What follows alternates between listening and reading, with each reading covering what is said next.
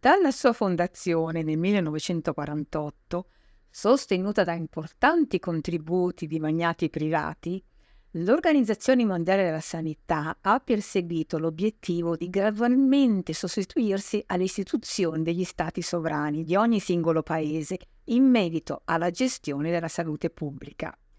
Oggi il raggiungimento di tale obiettivo, che si fonda sul diritto comunitario internazionale, è in fase molto avanzata, grazie alla messa a punto di due strumenti giuridicamente vincolanti: i regolamenti internazionali per la sanità e l'accordo pandemico. I primi sono nati nel 1952 per regolamentare la circolazione di merci, persone e animali, allo scopo di contenere la diffusione dei patogeni altamente infettivi come la malaria o la febbre gialla. Oggi però sono al vaglio più di 300 emendamenti volti a conferire al direttore generale e pochi altri burocrati numerosi poteri, tra cui indire stati di allerta o urgenza di vari livelli di gravità. Questi metterebbero in moto meccanismi complessi se non tortuosi, le cui tecnologie di appoggio, tra l'altro, sono ancora in fase di sviluppo.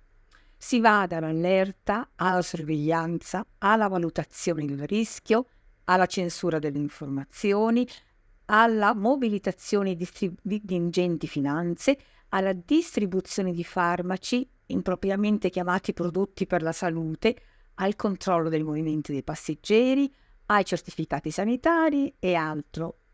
Il secondo strumento, l'accordo pandemico, che prevede la messa a punto di due strumenti globali. Il primo si chiama PABS ed è la gestione sostanzialmente dei dati microbiologici sensibili per la privacy, sensibili per l'industria, per la ricerca, per la gestione dei brevetti, e l'altro è chiamato Conference of Parties, COP, ed è una struttura burocratico-finanziaria parallela all'OMS, con pieni poteri decisionali, riguardanti tra gli altri il controllo di ingenti finanze, la verifica dell'effettivo adempimento dell'accordo pandemico da parte degli stati singoli. Entrambi questi strumenti dovrebbero essere discussi per poi essere adottati alla prossima Assemblea Generale della Sanità a Ginevra, a maggio del 2024. Ma chiarissimi segnali di difficoltà, disaccordi di varie coalizioni di Stati membri sollevano seri dubbi che nessuno dei due strumenti sia pronto per la prossima Assemblea Generale, rallentando così la tabella di marcia dell'OMS di almeno un anno. Una campagna mondiale in corso per fermare questa corsa distopica che vuole le nostre legittime istituzioni rappresentative sostituite da una governance globale di non eletti.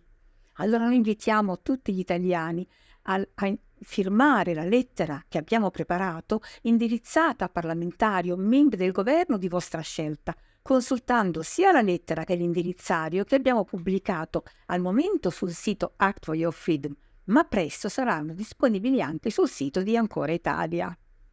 A presto, grazie.